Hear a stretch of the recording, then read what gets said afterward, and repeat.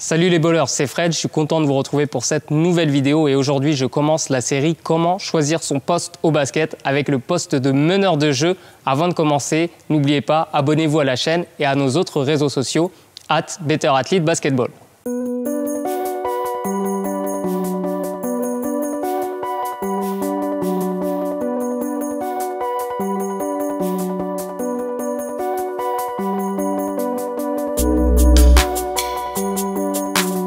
Aussi appelé poste 1 au basket, le meneur de jeu est souvent l'exemple à suivre. Techniquement, il doit être au-dessus du lot. Un bon meneur, c'est tout d'abord un bon dribbleur, soit un joueur qui a une maîtrise parfaite du ballon en toutes circonstances. C'est aussi un shooter fiable, mais également un excellent passeur. Son rôle premier consiste à mettre en place des systèmes de jeu, monter la balle dans le camp adverse et être capable de servir convenablement ses coéquipiers dans n'importe quelle position et situation de jeu. Dans l'idéal, le meneur de jeu sait tirer profit de ce que lui donne la défense adverse. Être adroit à longue distance est donc très important pour un meneur de jeu. Généralement, on ne choisit pas d'être meneur de jeu quand on commence le basket. C'est un poste que l'on impose aux joueurs de petite taille pour éviter ce qu'on appelle les mismatchs défavorables. Imaginez par exemple un intérieur avec un déficit de 30 à 50 cm face à son adversaire direct. Ce serait compliqué à gérer, n'est-ce pas? Ayant généralement un centre de gravité plus bas, les joueurs de petite taille sont souvent plus rapides que les autres. Ils ont également cette faculté à donner du rythme, point essentiel quand on occupe ce poste. Bien sûr, être grand quand on joue meneur peut aussi être un atout, mais il n'est pas indispensable de dépasser le 1,90 m pour briller ou exister dans ce sport, même au plus haut niveau. On peut citer les exemples de Muggsy Bogues, 1,60 m ou Earl Boykins, 1,65 m qui ont tous deux réalisé de très belles carrières en NBA.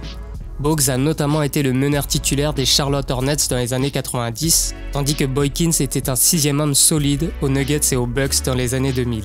En France, de nombreux meneurs de petite taille ont brillé en Pro A comme David Alston, 1,68 m et dernier MVP de Jeep Elite avec Dijon, ou encore Keith Jennings, 1,70 m, ancien meneur de Strasbourg et de Nancy mais qui a aussi joué aux Golden State Warriors, ou Shwanta Rogers, 1,63 m qui a fait le bonheur du Mans dans les années 2000. En NBA, la taille moyenne des meneurs est de 1,90 m. Pour jouer meneur de jeu, mieux vaut avoir des cannes de feu et être endurant car ce poste requiert une condition physique parfaite. Pour caricaturer, le meneur de jeu doit être le premier joueur à attaquer, mais aussi le premier joueur à revenir défendre. Courir vite est donc une compétence conseillée lorsqu'on occupe ce poste, puisque le meneur, comme son nom l'indique, est censé imposer le rythme du jeu. De larges épaules peuvent aussi être un atout de taille lorsqu'on se frotte aux intérieurs adverses. Être meneur de jeu, c'est souvent synonyme d'être meneur d'hommes et leader. Accepter de jouer à ce poste, c'est d'abord accepter de prendre les responsabilités de monter la balle dans le camp adverse sans la perdre pour mettre en place le jeu. C'est d'ailleurs généralement le relais direct de l'entraîneur sur le terrain. Un meneur qui doute met directement en péril son équipe. Ce poste demande un niveau de concentration très élevé puisque le meneur doit s'adapter aux défenses adverses, savoir lire et comprendre rapidement le jeu pour annoncer le système adéquat à la situation proposée. Le meneur est en règle générale le cerveau d'une équipe. Il doit voir le jeu avant les autres pour agir efficacement.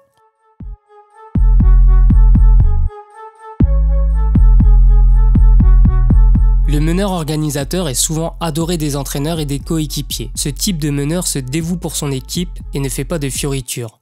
Il met en place parfaitement les systèmes, monte la balle avec justesse, sans faire de folie, et prend ce qu'on lui donne, sans jamais se plaindre. Un exemple récent de ce type de meneur est Pablo Prigioni. Désormais à la retraite, l'ancien meneur de la sélection argentine a réalisé une carrière immense en Europe mais aussi en NBA, en respectant ses principes de jeu. Prendre soin du ballon en limitant au maximum les déchets, mettre en lumière ses coéquipiers et se montrer adroit quand il y a des tirs ouverts. Ce sont donc des joueurs discrets mais indispensables pour leur équipe.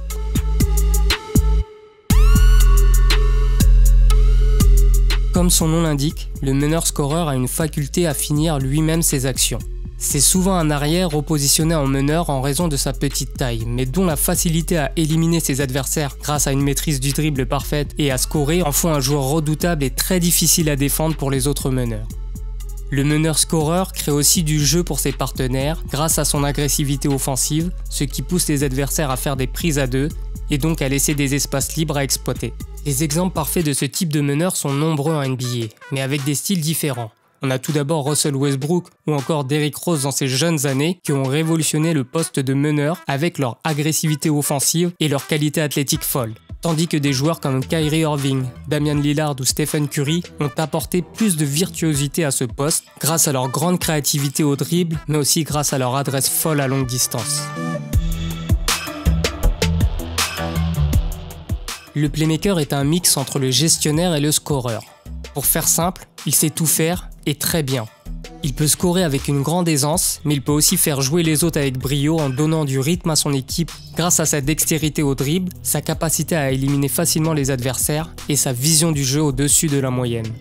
Le playmaker n'est pas forcément un joueur rapide, mais il voit le jeu plus rapidement que les autres. Les exemples de playmakers en NBA sont nombreux. On va citer les légendes Magic Johnson, John Stockton, Jason Kidd et Steve Nash. Dans les meneurs actuels, on pourrait citer Chris Paul et Ben Simmons par exemple. Le pitbull, c'est un meneur qui se distingue des autres par sa faculté à être un vrai chien de garde en défense. Offensivement, le pitbull est généralement un joueur adroit à longue distance, mais la différence, il la crée surtout sur l'autre partie du terrain. Capable de défendre sur le meneur adverse tout terrain, il étouffe littéralement ses adversaires grâce à ses qualités athlétiques et sa détermination à empêcher l'autre de jouer.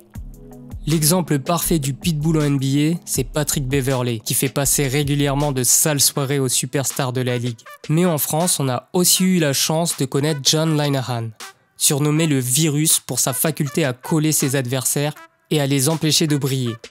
L'ancien meneur de Nancy est même le défenseur le plus coriace qu'a affronté Kobe Bryant. C'est l'ancien joueur des Lakers lui-même qui l'a dit dans une interview pour Sports Illustrated. C'est tout pour le poste de meneur, j'espère que cette vidéo vous a plu. La prochaine vidéo concernera les arrières, mais en attendant, vous pouvez commenter, vous pouvez liker et vous pouvez aussi vous abonner à la chaîne, activer les notifications et nous suivre sur Instagram et Facebook. Allez, à bientôt pour une nouvelle vidéo.